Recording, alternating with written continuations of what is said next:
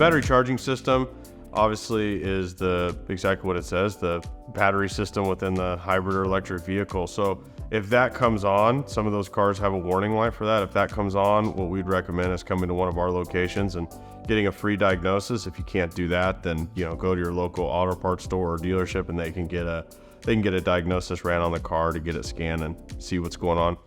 But what does that typically mean? That typically means that there is an issue, something's going on with the vehicle. It doesn't necessarily always mean battery. There's a lot of different working pieces. There's fuses, there's computers, there's the batteries, there's the inverter. So there's all different types of things that it can mean. Typically, if you're having some signs of your battery failing, then with that light, that might mean that it's bad. You probably should get it replaced, but it doesn't always mean that. So if you get that light, I would get it scanned and get a diagnosis done and, research the codes a little bit to see what the issue's going on with the vehicle before you freak out and make any decisions.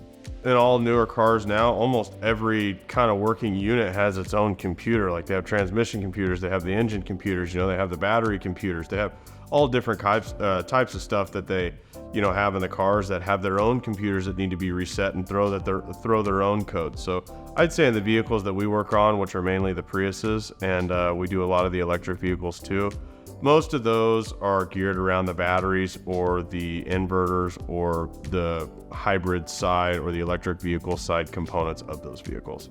I'd say in the future, the manufacturers, obviously the cars are getting smarter, and just because you get one light on doesn't mean that you get them all on, so they are kind of making a little bit of progress with that.